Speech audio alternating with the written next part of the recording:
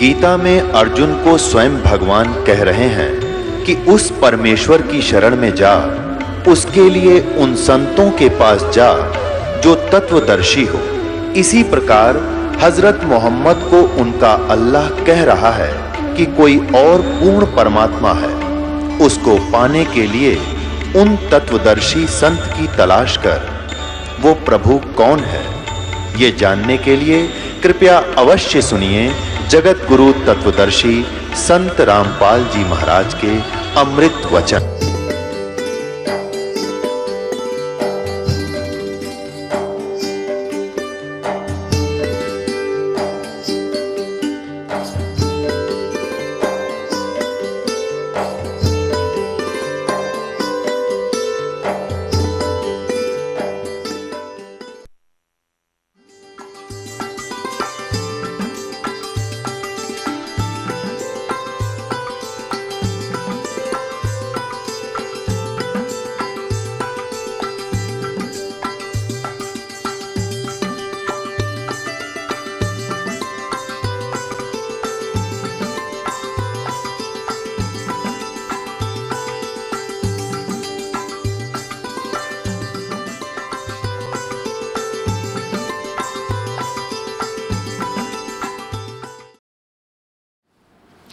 पुण्यात्मा, इस दास को इन सदग्रंथों की, वेदों की, पुराणों की, गीता जी की कोई आवश्यकता नहीं थी। आवश्यकता का तात्पर्य ये नहीं है कि ये रिजेक्टेड है, नहीं। इनमें वर्णित ज्ञान हमारे परमेश्वर ने हमारी सिंपल लैंग्वेज में, साधारण भाषा में लिख रखा था, और जिसका हमें पूर्ण विश्वास था और रहेगा कि हमारे परमेश्वर ने और हम उनसे संबंधित जिन संतों ने जो भी बात कही है वो सारी सच्ची है। और वेदों और पुराणों की वाली ही, जिनसे जो वेदों और पुराणों में ज्ञान नहीं है वो भी परमेश्वर कबीर जी की वाणी और उनके प्रत्यक्ष दृष्टा संतों की वाणी में उपलब्ध थी। अब इस दास ने ये वेद और गीता और पुराण इसलिए रखने पड़ रहे हैं आपके लिए कि यदि ये दास ये कहे वैसे कि ब्रह्मा विष्णु महेश की जन्म मृत्यु होती है, कोई नहीं मानना है और 20 जगह बुराई करे कि वो तो रामपाल तो ब्रह्मा विष्णु महेश की निंदा करता है, उनको नासवान बताता है, ना तो कोई माने और मेरे सिर और हो जा डले मारे। तो दास का क्या करते भाई, इनको दिखाने का उद्देश्य क्या है? एक समय एक अंधा व्यक्ति अंधेरे में लालटेन हाथ में लेकर जा रहा था। लालटेन जगती हुई रोशनी जगा कर ले जा रहा था, टॉर्च समझ लो, टॉर्च। आगे से बच्चे आ रहे थे उछल कूद करते हुए।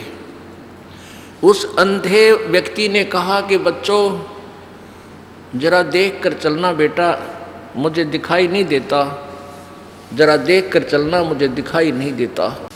अब उन बच्चों ने उस अंधे व्यक्ति की बात सुनी और उसके चारों तरफ खड़े हो गए और कहने लगे, बाबा आपको सचमुच दिखाई नहीं देता? हाँ बेटा, मैं बिल्कुल अंधा हूँ। तो उन्होंने कहा बच्चों ने कि फिर लालटेन किस लिए ली है? उस अंधे ने कहा कि तुम आँखों वालों के लिए कहीं मेरे में टक्कर ना मार दो, बुड्ढे की देही तोड़ दो, तुम इस रोशनी में मुझसे दूर होकर निकल जाओ, मेरे साथ ना झटका पटका करो तुम। तो पुण्यात्माओं, ये अंधे वाली लालटेन है मेरे लिए। तो आप जी को दिखा देता हूँ। इन पुराणों को पढ़कर ये मेरे साथ ना खसेंगे जो ब्रह्मा विष्णु महेश के पुजारी हैं, और पुण्यात्मा इस बात को स्वीकार भी करेंगे और अपना कल्याण भी करवा देंगे। इस लालटेन का डबल बेनिफिट है हमारे को। एक तो अपनी जान बचे और दूसरा कल्याण हो जो पढ़ ले और देख लेगा। अब देखिएगा, यह लालटेन दिखाता हूँ आपको कि ब्रह्मा विष्णु महेश नासवान है, इनकी जन्म मृत्यु होती है, ये रहट के कुएं की तरह जन्मते मरते हैं।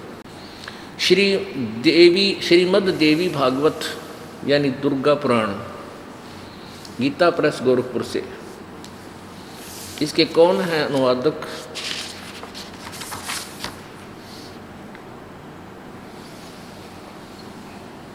संपादक है हनुमान प्रसाद पोदार, चिमन लाल गोस्वामी। ये कहाँ से प्रकाशित है? मुद्रक एवं प्रकाशक एवं मुद्रक गीता प्रेस गोरखपुर, गोविंद भवन कार्यालय कोलकाता का संस्थान। ये इनके फ़ोन नंबर है।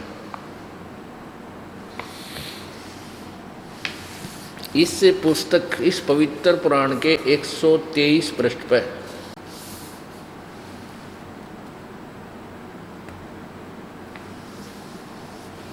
123 पृष्ठ।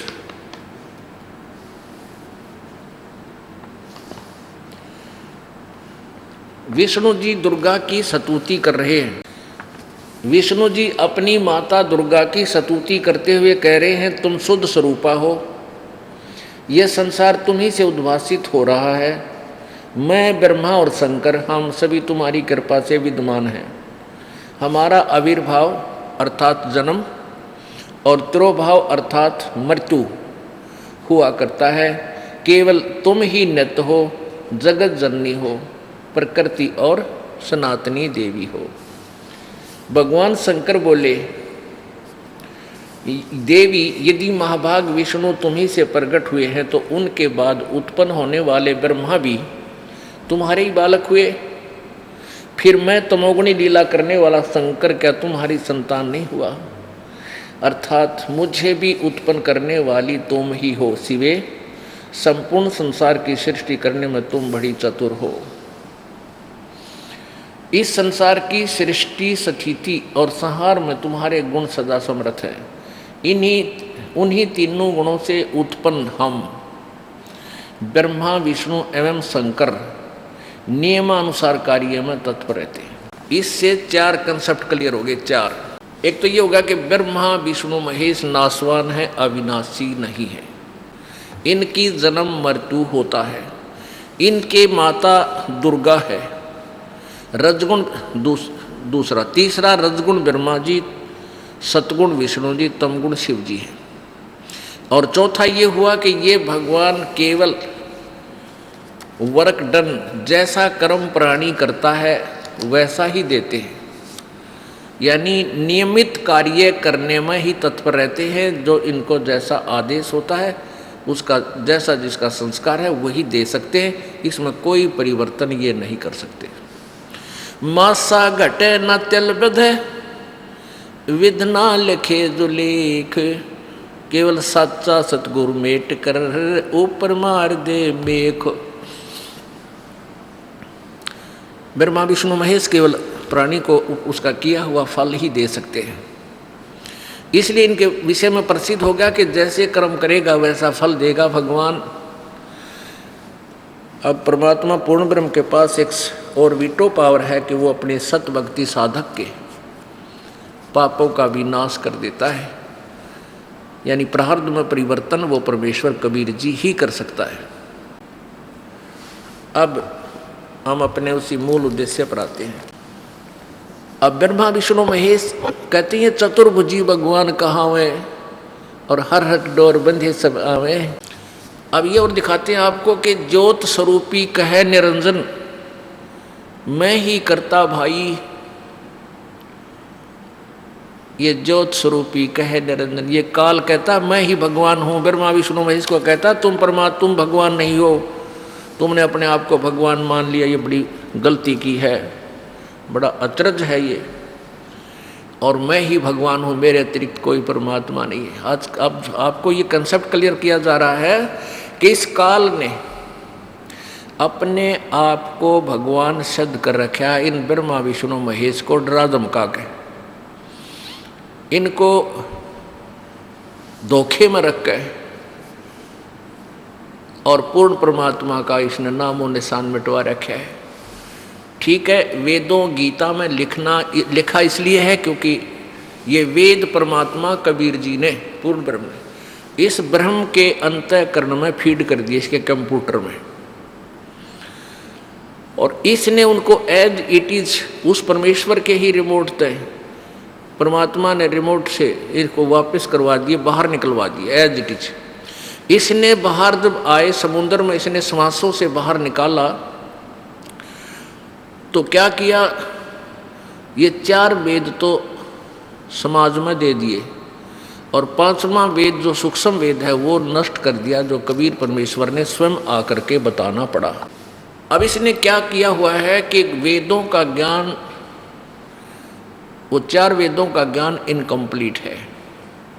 उसके बाद इसने जो पुराण है इनकी रचना करवा दी और सारे पूरा मानव समाज इन पुराणों पर आधारित हो गया। पुराणों का ज्ञान सतयुग से चलता आ रहा है। लिपिबद्ध ये भले ही बाद में किया गया है, लेकिन लोक वेद कथाएं जैसे दादे परदादा हम सुनते आए थे, आल्ला उद्दल की कहानी, जानी चोर की कहानी, ये बाद में लिखी गई, ये पहले कथाएं सुनते हमारे थे। तो ऐसे ये कथाएं एक ऋषि दूसरों को, दूसरा ऋषि फिर अपने चेलों को सुनाते हुए आ रहे थे, यानी दंत कथा ये लोक वेद पहले से चल रहा था। ये तो फिर बाद में लिपिबद्ध किया व्यास जी ने, इतना काम किया। अब इसमें दिखाते हैं आपको इसने कैसे मिसगाइड किया हुआ, मिसगाइडेड किया है।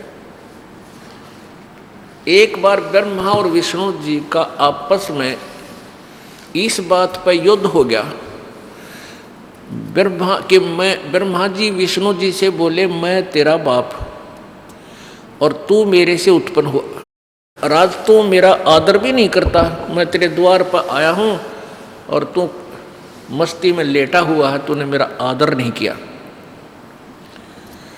विष्णु जी कहता है कि मैं तेरा बाप, तू मेरी नाभि कमल से उत्पन्न हुआ।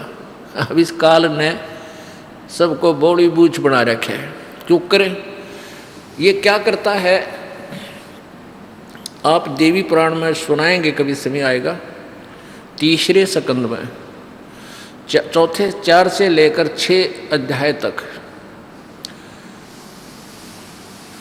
ये क्या करता है, जैसे साधकों ने वेद पढ़े, वेदों में देखा कि एक ओम नाम है परमात्मा की भक्ति का और कोई मंत्र नहीं है, वेदों में ओम नाम है। इन्होंने इस ओम नाम को पूर्ण परमात्मा का मान लिया और साधक साधना करता करता फिर इसने एक आकाशवाणी की थी ब्रह्मा को, जब ये सर्वप्रथम कमल के फूल पर सचेत किया था कि तप करो तप करो। इसने हजारों वर्षों तक तप किया। फिर इसकी जब बैटरी चार्ज होगी, सिद्धि आ गई, इसको कह दिया भी तू सृष्टि करो, यानी एक डिपार्टमेंट दे दिया रजोगुण का। फिर विष्णु जी ने तप किया 12,000 वर्ष तक, इसको इसकी बैटरी चार्ज करवा दी, सिद्धियाँ आ गई, इसको दे दिया विष्णु वाला। फिर शंकर जी ने तप किया, फिर इसको दे दिया संहार करने का। तो क्या होता, जैसे साधक साधना करने लगा ओम नाम के जाप से करता करता, फिर हठ योग कर लिया। ब्रह्मा जी ने बताया, आकाशवाणी सुनी थी भगवान की, वह थी काल की, उन्होंने मान ली पूर्ण परमात्मा की। फिर हठ योग वहाँ से प्रारंभ हो गया। नहीं, किसी वेद में ना गीता जी में हठ योग करने का कोई आदेश नहीं, ये तो नकली साधना बताई मूर्खों की, क्योंकि इससे सिद्धियाँ आ जाती हैं। सिद्धियाँ एक दूसरे के ऊपर फिर ये एटम बम छोड़ कर एक दूसरे का नाश करते रहते हैं, लड़ते झगड़ते रहते हैं। इसलिए इनको हठ योग करने वालों को मूर्ख लिखा है। गीता जी अध्याय नंबर 17 के श्लोक नंबर अध्याय नंबर 17 में श्लोक नंबर 4, 5, 6 यानी 3 से लेकर 10-12 तक ये स्पष्ट किया है।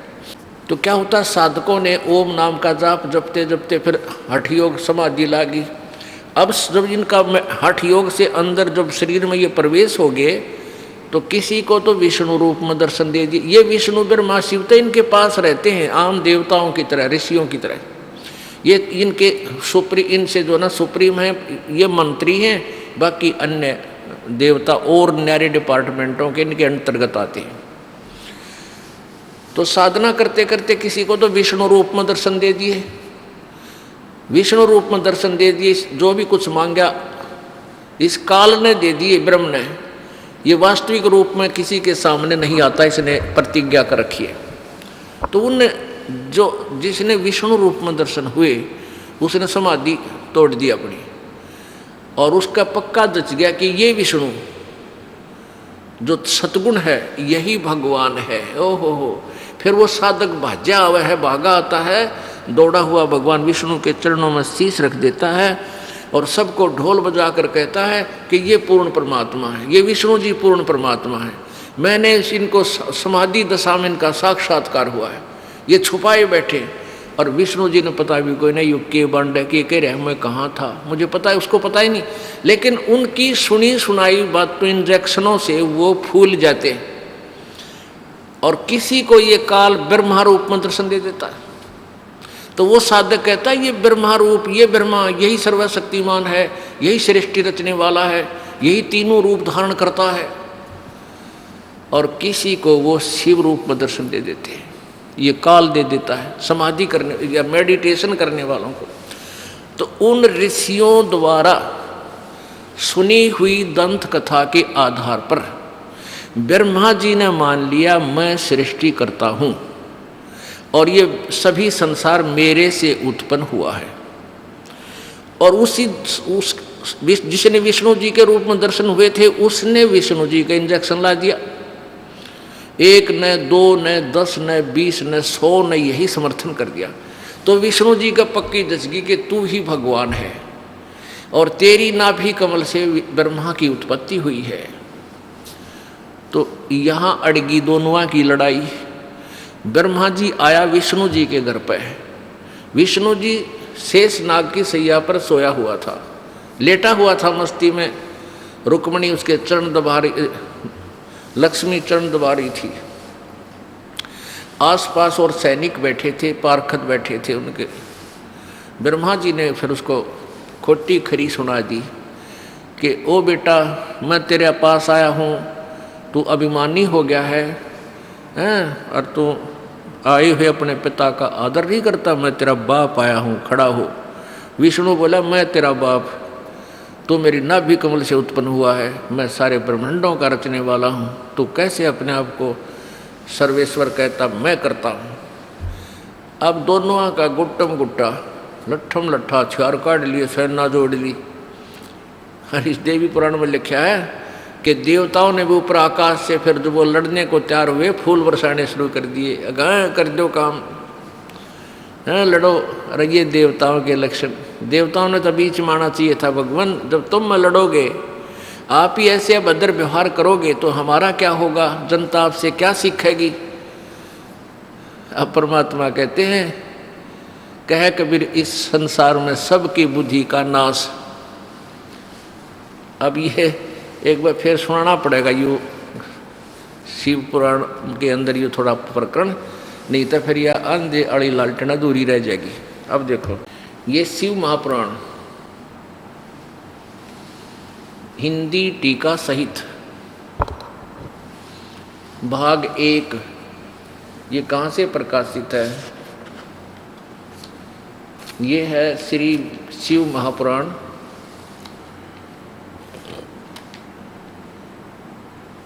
विद्या अवरिधि पंडित ज्वाला प्रसाद जी मिश्र कृत हिंदी भाषा टीका सहित, खेमरा श्री कृष्ण दास प्रकाशन बम्बई, इतने इतने। प्रश्न नंबर 11 और अध्याय नंबर विद्वेश्वर संहिता अध्याय 6। अच्छा यहाँ पर ये यहाँ से शुरू करते हैं। नंदी केश्वर बोले, भगवान शिव का जो वाहन है नंदी केश्वर, नंदी बैल, वो बोल रहे हैं। नंदी केश्वर बोले, हे योगिंद्र, आगे एक समय विष्णु भगवान शेष सैया पर अपने गरुड़ आदि पार्षदों के से संयुक्त लक्ष्मी सहित शयन करते थे। उस समय ब्रह्म ज्ञानियों में श्रेष्ठ, किसी उपमा इनकी, ब्रह्म ज्ञानियों में श्रेष्ठ ब्रह्मा जी अपनी इच्छा से ही वहाँ आए और सब प्रकार सुंदर सेज पर शयन करते हुए कमल लोचन विष्णु जी से पूछने लगे, तुम कौन हो जो मुझे देखकर अभिमानी पुरुष के समान शयन करते हो? ये ब्रह्म ज्ञानी ने नो बेरा तू यू कौन है नो, तुम कौन हो और मुझे देखकर अभिमानी पुरुष के समान शयन करते हो, सोए पड़े हो।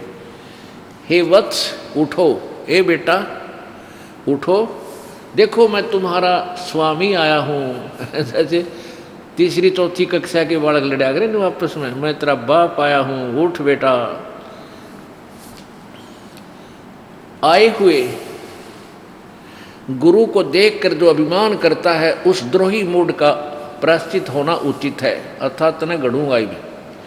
यह सुनकर विष्णु जी के अंतःकरण में, यह सुनकर विष्णु जी के अंतर में तो क्रोध हुआ, अंदर तो छो उठा, पर दाब के ऊपर ऊपर से बोलने लगा, परंतु बाहर से शांत रहे और बोले, वत्स हे बेटा तुम्हारा मंगल हो, बैठो इस आसन पर विराजमान हो।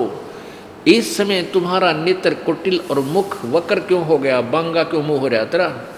ब्रह्मा जी बोले, वत्स विष्णु, ब्रह्मा जी बोले, बेटा विष्णु तुमको समय के प्रभाव से अभिमान है।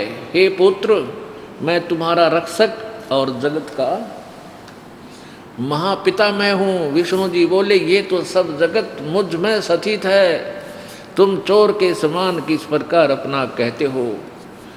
तुम मेरी नाभि कमल से उत्पन्न हुए हो,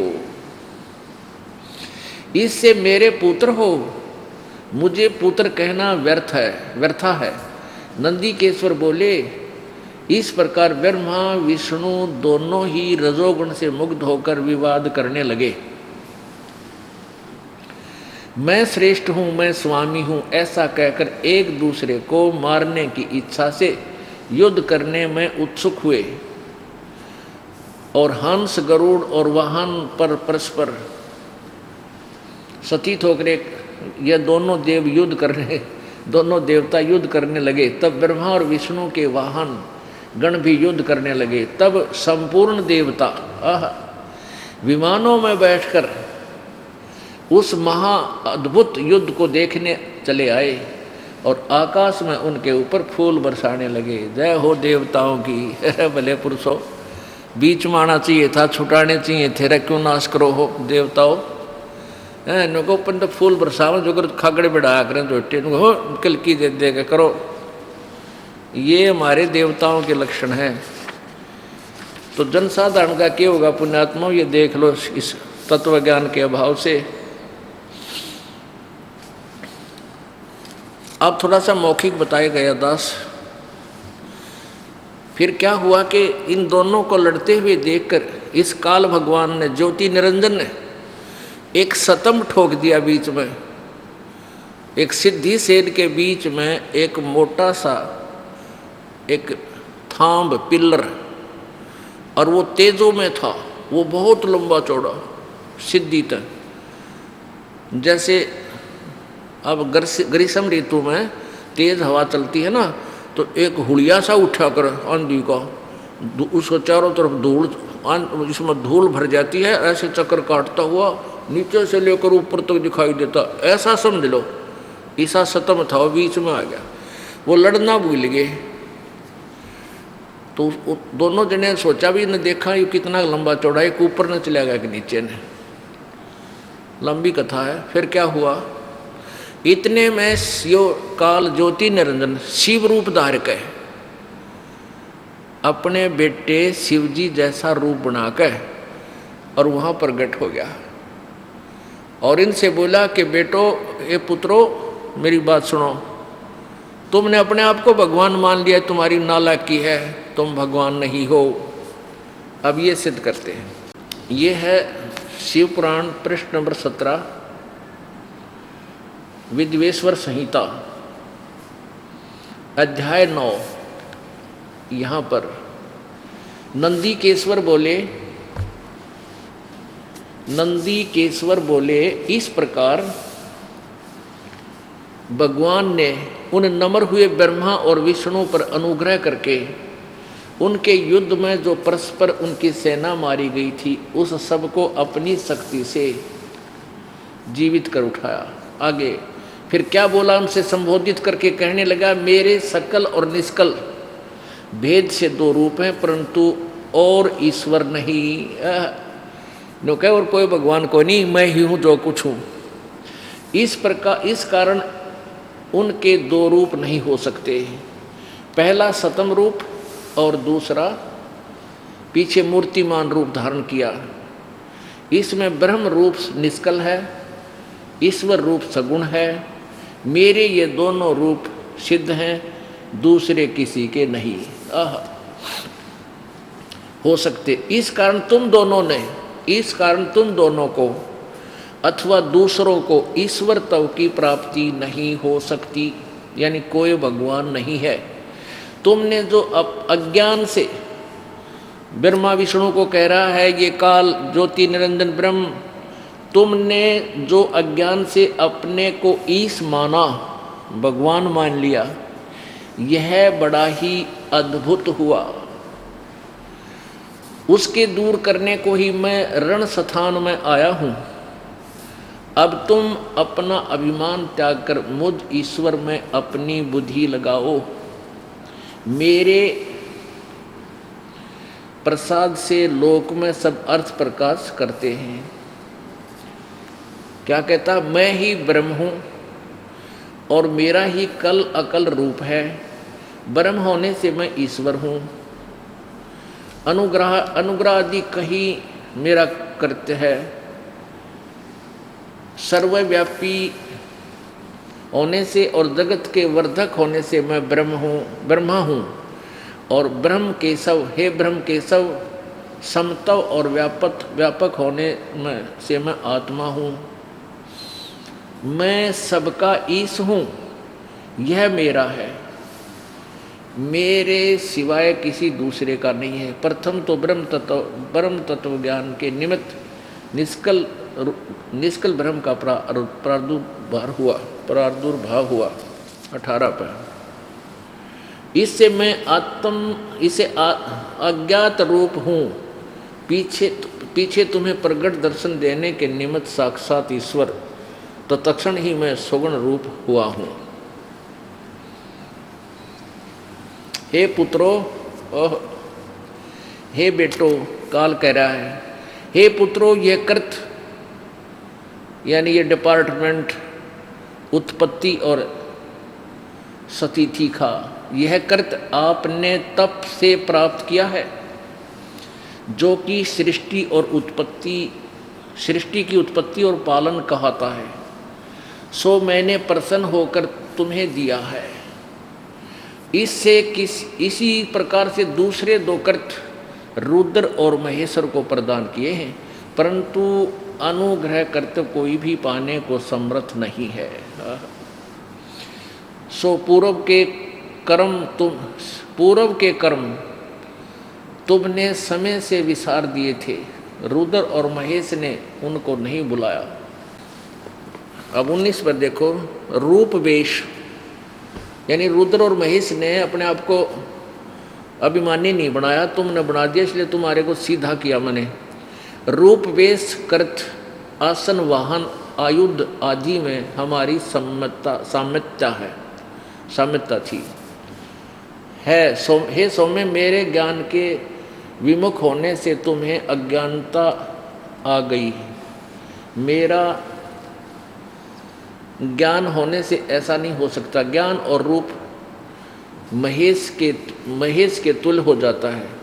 इस कारण उस ज्ञान की सिद्धि निमित्त ओंकार नामक यानी ओम मंत्र का मंत्र जप करो। यह अभिमान का दूर करने वाला सोई निज मंत्र उपदेश करते हैं। यह ओंकार मेरे मुख से उत्पन्न होने से मेरे ही रूप का बोधक है और महामंगल करने वाला है। यह वाचक है, मैं वाच्य हूँ। यह मंत्र मेरा आत्मा है, उसके स्मरण से मेरा स्मरण होता है। हो गया सीधा। आगे इसमें कई विश्लेषण दे रखे हैं इसका भी। उत्तर की ओर से मुख से आकार, पश्चिम के मुख से उकार, दक्षिण के मुख से मकार, पूर्व के मुख से बिंदु, यानी ये ओम एक अक्षर जो है इस काल का ही है, उत्पन्न हुआ। इस प्रकार 5 प्रकार से निर्गत हुआ यह एक ओंकार ऐसा एकाक्षर हो जाता है। गीता जी अध्याय नंबर 8 के श्लोक नंबर 13 में गीता ज्ञानदाता, ये ज्योति निरंजन काल है, ब्रह्म है, ये कह रहा कि मेरा एक ओम अक्षर है। ओम इति एक अक्षरम ब्रह्म व्यवहारन माम अनुसमरण ये परियाति तुजन देहम सयाति परमाम गतिम। मेरा एक ओम मंत्र है, एक अक्षर, यह एक अक्षर ओम मेरा मंत्र है, मुझ ब्रह्म का, माम ब्रह्मन मुझ ब्रह्म का। और जिसका ये जो इसकी अंतिम समय तक साधना करता है वो मेरे वाली परम गति को प्राप्त होता है। और अपनी परम गति को 7वें अध्याय के 18वें श्लोक में स्पष्ट किया है कि मेरे वाली गति भी अनुत्तम है, अश्रेष्ठ है, घटिया है। इसलिए तो 18वें अध्याय के 62वें श्लोक में कहा कि अर्जुन तू सर्वभाव से उस परमात्मा की शरण में जा जिसकी कृपा से तू परम शांति और शाश्वत स्थान यानी सनातन परम धाम को प्राप्त होगा, तेरा फिर कभी जन्म मृत्यु नहीं होगा। अब प्रश्न ये उठा था कि इस काल ने अपने आप को सर्वेश्वर, अपने आप को भगवान सिद्ध कर रखा है और पूर्ण परमात्मा को बुला दिया। भाई भला मान चाहे बुरा मान, एक ओछी चाली चाल तने, सतपुरुष बुला दिया आप जना लिया, कुछ ना सोची काल तने। भला मान चाहे बुरा मान, एक ओछी चाली चाल तने, सतपुरुष भुला दिया आप जना लिया, कुछ ना सोची काल तने। वेद पुराण कुरान बनाए, ये ओछा कछ दिया ज्ञान तने, सूक्ष्म वेद का भेद छुपा के गलती करी महान तने। ऋषि मुनि निराकार बतावे और साकार कहे पुराण तने, अपनी महिमा आप गाई ये जीव कहे भगवान तने। ऋषि मुनि निराकार बतावे और साकार कहे पुराण तने, अपनी महिमा आप गाई ये जीव कहे भगवान तने। तपतशिला पर भून के खावे ये जीव किए घने काल तने, सतपुरुष बुला दिया आप जना लिया, कुछ ना सोची काल तने। भला मान चाहे बुरा मान, एक ओछी चली चाल तने, सतपुरुष बुला दिया आप जना लिया, कुछ ना सोची काल तने। ऋषि मुनि सब करें तपस्या, ए भगवान हमें मोक्ष दिए, तप करवा के राज दे दिया, फिर 184 में ठोक दिए। ऋषि मुनि सब करें तपस्या, हे भगवान हमें मोक्ष दिए, तप करवा के राज दे दिया, फिर 184 में ठोक दिए। 5 तत्व की कैद बना के इसके अंदर रोक दिए, मोह ममता की बेड़ी हिला के ये जड़ कर्म जड़े गले में तोक दिए। 5 तत्व की कैद बना के इसके अंदर रोक दिए, मोह ममता की बेड़ी हिला के जड़ कर्म गले में तोक दिए। काम क्रोध अहंकार लोभ का यू खूब बनाया जाल तने, सतपुरुष बुला दिया आप जना लिया, कुछ ना सोची काल तने। भला मान चाहे बुरा मान, एक ओछी चली चाल तने, सतपुरुष बुला दिया आप जना लिया, कुछ ना सोची काल तने। एक माई का पति मरा वो दुख में माथा फोड़े थी, मेरे बेटे की तो खैर राखिए, नु हाथ तेरे ते जोड़े थी। एक माई का पति मरा वो दुख में माथा फोड़े थी, मेरे बेटे की तो खैर राखिए, नु हाथ तेरे ते जोड़े थी। उस दुखिया का एक बेटा वह बेटे पे दिन तोड़े थी, अपने पूत की खैर के लिए वो तेरे देई धाम को दौड़े थी। उस दुखिया का एक बेटा बेटे पे दिन तोड़े थी, अपने पूत की खैर के लिए तेरे सब देई धाम को दौड़े थी। उसके आगे ओ भी खा लिया, कति करी न टाल तने, सतपुरुष बुला दिया आप जना लिया, कुछ न सोची काल तने। भला मान चाहे बुरा माने, एक ओछी चली चाल तने, सतपुरुष बुला दिया आप जना लिया, कुछ ना सोची काल तने। एक तरफ तो कंस बनाया और बनाया कृष्ण भगवान तू ही, अपना स्वार्थ सिद्ध करने को ये बना दी चारों खान तू ही। एक तरफ तो कंस बनाया और बनाया कृष्ण भगवान तू ही, अपना स्वार्थ सिद्ध करने को ये बना दी चारों खान तू ही। सतगुरु जी की मेर हुई तब हमने तेरी जान हुई, ये ओछी उपासना सारी ये छूट गई और बुरे कर्मों की आन हुई। सतगुरु जी की मेर हुई तब हमने तेरी जान हुई, ओछी उपासना सारी ये छूट गई और बुरे कर्मा से आन हुई। राम देवानंद धन मेरे सतगुरु, उद्धार दिया रामपाल तने, सतपुरुष बुला दिया आप जना लिया, कुछ ना सोची काल तने। अब के इसी के ऊपर ये पूरा निर्णायक ज्ञान दिया है कि भाई काल भगवान राजी रहे चाहे नाराज हो, ये तेरी आपकी अपनी सलाह है, लेकिन तूने बहुत जुल्म कर दिए।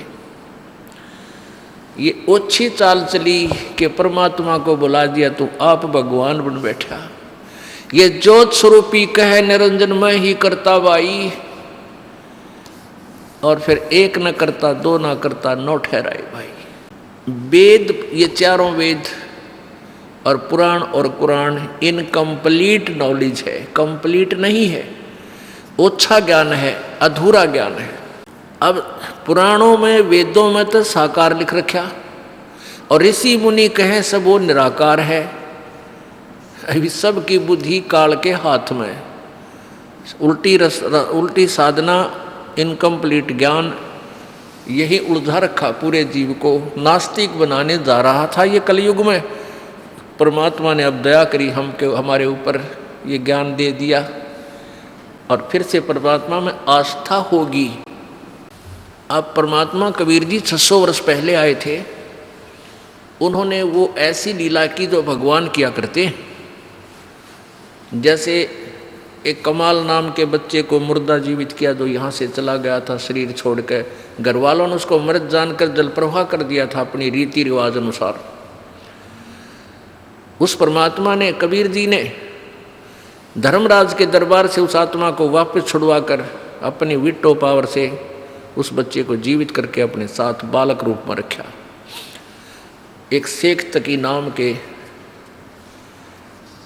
एक धार्मिक गुरु था मुसलमानों का, उसकी फड़क निकालने के लिए परमात्मा ने ये कोशिश की थी कि शायद ये समझ जाए और इसके समझने से ये पूरा मुसलमान समाज भी, ये मेरी प्यारी आत्मा मुझे पहचान ले। लेकिन वो ऐसा नहीं हो पाया, फिर भी मालिक ने अपनी समर्थता का प्रमाण दिया ही दिया। अब क्या बताते हैं, ऋषि मुनि निराकार बतावें, साकार कहें पुराण तनय, अपनी महिमा आप पे गादी, मैं ही भगवान हूँ और भगवान को नहीं। अरे ये जीव कहें भगवान तनय, कहती है भोली आत्मा इस काल को परमात्मा मानते, परमात्मा को ना, ये भगवान नहीं है। अब परमात्मा की डेफिनेशन क्या है, परिभाषा क्या है? परमात्मा, परम आत्मा यानी श्रेष्ठ आत्मा, अच्छी आत्मा।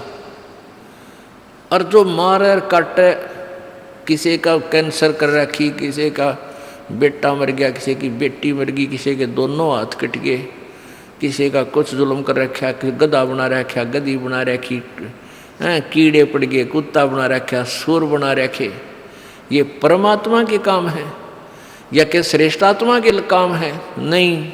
अब परमात्मा की परिभाषा बताते हैं और इस काल की परिभाषा बताते हैं कबीर जी। धर्मदास जी को कहते हैं, धर्मदास जिसने तुम भगवान मानते हो निराकार, ये ब्रह्म, ये साकार है, ये छुपा रहता है, तुम्हारे सामने नहीं आता, इसने कसम प्रतिज्ञा की हुई है, ये वास्तव में साकार है, ये भगवान नहीं है। परमात्मा वो होता जो सुख दे, दुख नहीं देता। परमात्मा दुख नहीं देती। श्रेष्ठ आत्मा किसी को सता नहीं सकते। लेकिन नकली लोक में नकली फीत और ये डुप्लीकेट भगवान बने बैठे, ईब पोल पाटेगी सारे कि ये किसी भगवान थे। जैसे कसाई बकरे पालता है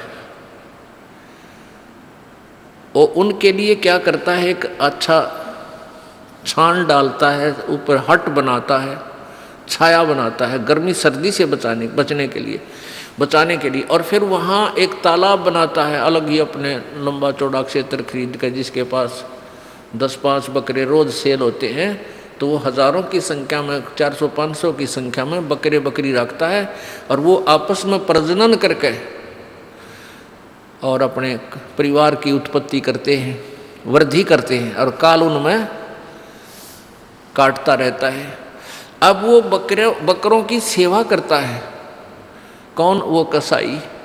जल पिलाता है, उनको बीमार हो जाते हैं तो दवाई देता है, उनको अच्छी तरह उनके खाने का प्रबंध ऐसे करता है। तो वो भोली आत्मा बकरे ये सोच लेते हैं कि ये हमारा मालिक जो कितना दयालु है, हमारी कितनी केयर टेक कर रहा है, कितनी देखभाल करता है, और उसको वो अपना मालिक मानकर, दयालु भगवान स्वामी मानकर उससे प्यार करते हैं। जब वो कसाई आता है ना बकरों में, उसकी तरफ दौड़ कर जाते हैं, उसको प्यार देते हैं और चाटते हैं, उसके हाथों को चाटते हैं, और वो देखता है न्यू हाथ ला के, यू कितने किलो का हो गया, कौन से का नंबर आना चाहिए आज, और वो उसको प्यार देते हैं, उसके हाथों को चाटते हैं कि ये देखा हमें प्यार कर रहा है।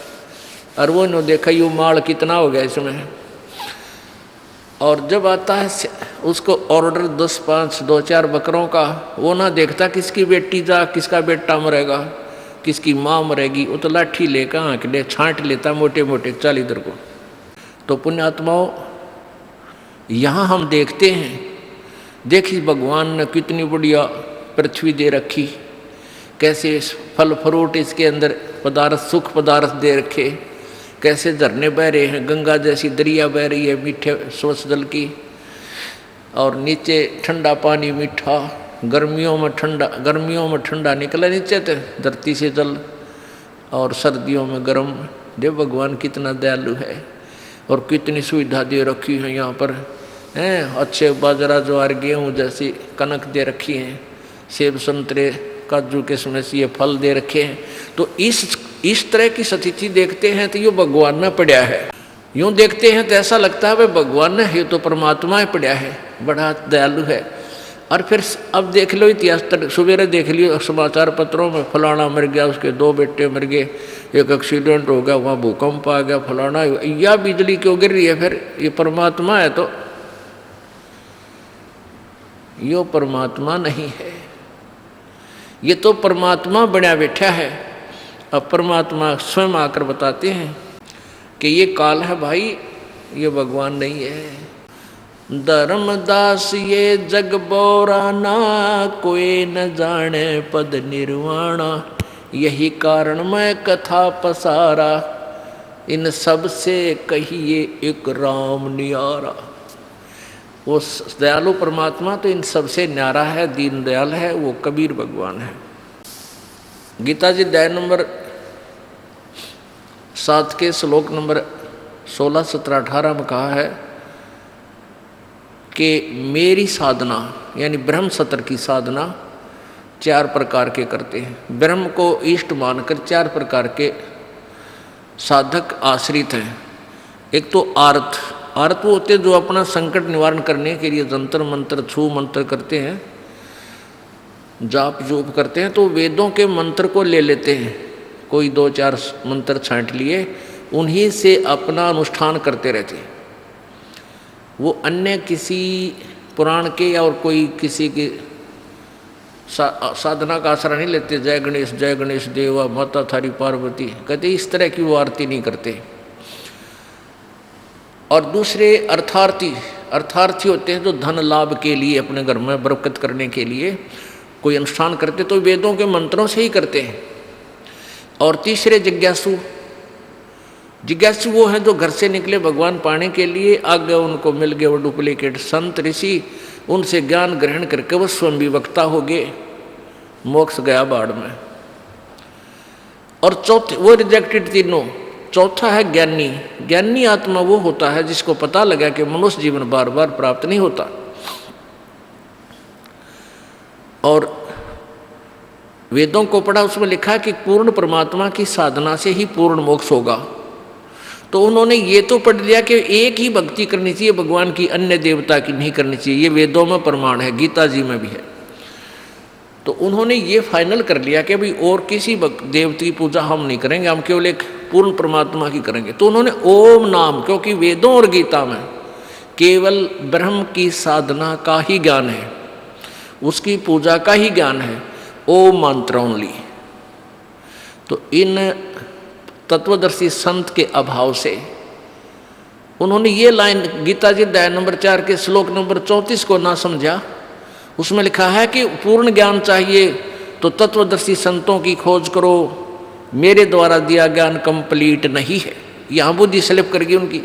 यजुर्वेद अध्याय नंबर 40 के श्लोक नंबर 10 में स्पष्ट किया है कि कोई तो परमात्मा को निराकार बताता है, कोई साकार, कोई जन्म लेने वाला, कोई न जन्म लेने वाला।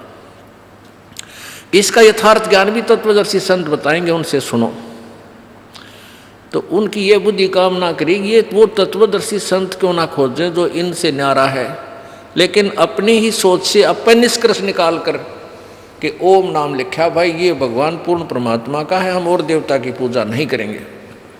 उन्होंने ओम नाम का जाप किया, फिर ब्रह्मा जी द्वारा सुना दंत कथा, हठ योग किया, सिद्धियां आ गई। अब क्या वो चले थे तो मोक्ष प्राप्त करने के लिए। ऋषि मुनि सब करें तपस्या, हे भगवान हमें मोक्ष दिए, तप करवा के राज दे दिया, फिर 184 में ठोक दिए। गीता जी अध्याय नंबर 7 के श्लोक नंबर 18 में लिखा है कि ये ज्ञानी आत्मा है तो उदार है, अच्छी आत्मा है, नेक आत्मा है, परमात्मा पाने के लिए समर्पित है। लेकिन ये परमात्मा की भक्ति में लीन, व्यवस्थित, आसक्त ज्ञानी आत्मा मेरे वाली अनुत्तम अश्रेष्ठ गति में ही आश्रित रहे। अब ब्रह्म तक की साधना को स्वयं ब्रह्म बोल रहा है, ये अनुत्तम है, अश्रेष्ठ है। वो कैसे है कि एक चुणक नाम के ऋषि ने अपने ऐसे ही निष्कर्ष निकाल कर ओम नाम का जाप पूर्ण परमात्मा का जानकर, और ब्रह्मा जी द्वारा सुनी कि तप करना आदेश परमेश्वर पूर्ण ब्रह्म का है, जबकि ये काल की आकाशवाणी थी। इसको जानकर तप किया, ओम ओम, पहले ओम का जाप किया, उच्चारण करके लिखा गीता जी अध्याय नंबर 8 के श्लोक नंबर 13 में। ये उच्चारण करके सुमन करने का यथार्थ ज्ञान इसने भी नहीं बता रखा। तो ये इन्होंने ऐसे ही ओम ओम ओम ओम ओम ओम ओम ओम ओम ऐसे करते करते फिर वो तपस्या समाधिस्थ हो गए। फिर सिद्धि बन गई तप करने से। तप के बदले में राज्य प्राप्त होता है और कुछ सिद्धियां आ जाती हैं। अब चुनक ऋषि में सिद्धि आ गई बहुत जबरदस्त। ओम नाम के जाप से भी सिद्धियां, मंत्र के जाप से भी सिद्धियां आ जाती हैं। उधर से एक मानधाता नाम के चक्रवर्ती राजा थे। उसने अपनी पूरी पृथ्वी पर राजा शासन काबू कर रखा था, शासन कर रखा था, और अन्य छोटे छोटे राजाओं को अपने अधीन कर रखा था। वो कभी कभी 1 वर्ष में 2 वर्ष में एक परीक्षण करते थे। एक घोड़े के गले में एक पंपलेट डाल दे, लिख देते थे, और साथ में सैकड़ों की संख्या में सैनिक भेज देता था। उस घोड़े पर कोई सवार नहीं होता था, वो घोड़ा चलता रहता था मन मस्ती, किधर ही जाए जाए। और वो लिखा होता था कि जिसने राजा मानधाता चक्रवर्ती राजा की अधीनता, पराधीनता स्वीकार्य नहीं है, वो इस घोड़े को बांध ले और युद्ध के लिए तैयार हो जा। राजा के पास 72 अक्षौणी सेना है, 72 करोड़ सेना है। अब किसकी हिम्मत में 72 करोड़ सेना जो कड़जा पाट जा, यानी किसी ने वो घोड़ा नहीं पकड़ा। अब यो काल का पुजारी, चुनक ऋषि, ब्रह्म का उपासक, इसने ये सिद्धियां प्राप्त कर ली, आंडी पाक गया। अब इधर से तो इन पर सिद्धियां, इन्हीं का जूता इनने के सिर में काल मारता है। चुनक ऋषि से साधना करवाई, हठ योग करके बम बना लिया, एटम बम, सिद्धियां बरबर ली। रिमोट काल के हाथ में, यो मन, यो काल का एजेंट है। तो ज्यों ही इस चुनक ऋषि ने वो घोड़ा देखा जिस पर कोई सवार नहीं था, पूछा सैनिकों से कि भाई सैनिकों, इस घोड़े पर सवार क्यों नहीं है। सारी कहानी बताई सैनिकों ने कि राजा का घोड़ा है, इसमें कोई बैठ नहीं सकता, और पूरी पृथ्वी पर हम घूम आए हैं, किसी ने इस घोड़े को पकड़ा नहीं। जो पकड़ लेता तो उसको युद्ध करना पड़ता राजा के साथ। चुनक ऋषि ने पूछा भी क्या किसी में इतनी हिम्मत नहीं हुई कि तुम्हारे राजा के घोड़े को पकड़ लेता, बांध लेता। अब सैनिक तो फिर मुंह फाड़ होते हैं, अपनी आंगा बरत्या करना ऋषि समर्थ, इतने सेना वाले राजा के सैनिक तो और अभिमानी हो जाते हैं। उन्होंने उस ऋषि को कहा कि किसकी माँ ने दूध पिलाया है जो हमारे राजा के घोड़े को पकड़ दे, होठ फोड़ दें उसके। अब चुनक ऋषि के पर अंगाना डटया, ने बोला भाई मैं पकड़ लूँ तो। सैनिक बोले रे कंगाल, तेरा दाने तो खाने नहीं, और तो युद्ध करेगा मानधाता चक्रवर्ती राजा से, पता है 72 करोड़ सेना है। अब वह सारी पूछ पता भी लग गया, 72 करोड़ सेना उसके पास। ऋषि बोला भाई मैंने तो थारे राजा का युद्ध स्वीकार कर लिया, बांध दो इस घोड़े ने। उसी झोपड़ी का बांध दिया जिसमें उसकी झोपड़ी, उसी वृक्ष का बांध दिया जहाँ झोपड़ी बनी थी, हट थी उस ऋषि की। और मानधाता चक्रवर्ती राजा को बता दिया कि आपका युद्ध चुनक नाम के ऋषि ने स्वीकार कर लिया। अब राजा ने अपनी 72 अक्षौणी सेना की 4 टुकड़ी बनाई, 18 करोड़ की।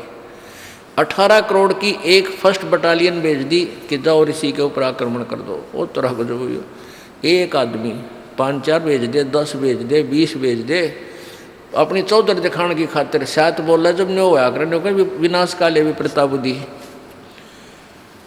वो 18 करोड़ सेना भेज दी इसमें कि आज तो एक ने हिम्मत करी है युद्ध करने की, युद्ध ओटन की, कल न दूसरा सिर ठा लेगा, इसलिए क्यों ना सबको भयभीत कर दो। जो देखा इतनी सेना कहाँ जा रही है कि युद्ध करने के लिए, यानी सब भयभीत हो जाए, आतंक फैलाने के लिए। अब उधर से ऋषि ने अपने सारे जीवन के वह बुगड़े इकट्ठे करे थे, वह ये सिद्धि शादी बनाई थी, उससे 4 एटम बम बना लिए वचन से। वचन शक्ति सबसे शक्तिशाली होती है। वचन शक्ति के सामने ये विज्ञान कुछ भी नहीं है, जो वर्तमान में साइंस कहलाती है।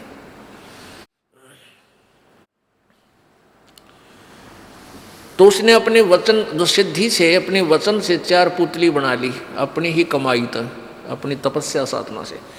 एक पुतली छोड़ दी, एक एटम बम छोड़ दिया, उसने पूरी 18 करोड़ सेना का नाश कर दिया। राजा ने दूसरी भेज दी सेना 18 करोड़, तो ऋषि ने दूसरा एटम बम छोड़ दिया, यानी उसका नाश कर दिया, 72 करोड़ सेना का नाश कर दिया। इसलिए गीता अध्याय 7 के श्लोक 18 में गीता ज्ञानदाता कहता है ये ज्ञानी आत्मा है तो उदार नेक आत्मा है, परंतु ये मेरे वाली अनुत्तम साधना में ही आश्रित हैं। अनुत्तम पुण्यात्माओं, ये चुनक ऋषि के लिए के बनेगी?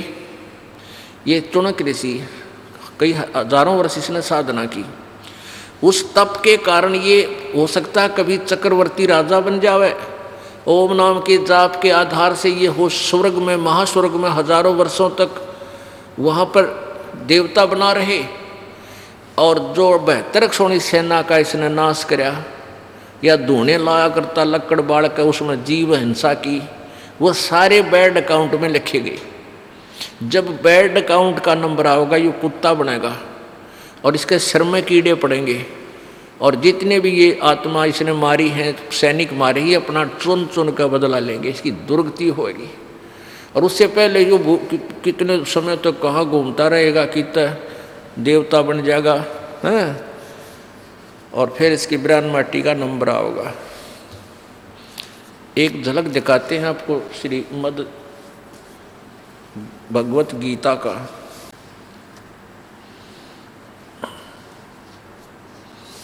गीता प्रेस गोरखपुर से प्रकाशित है और जयदयाल गोविंद का इसके अनुवादक हैं। प्रकाशक में मुद्रक है गीता प्रेस गोरखपुर, गोविंद भवन कार्यालय, कोलकाता का संस्थान। 7वें अध्याय का 18वां श्लोक। ये है 7वां अध्याय।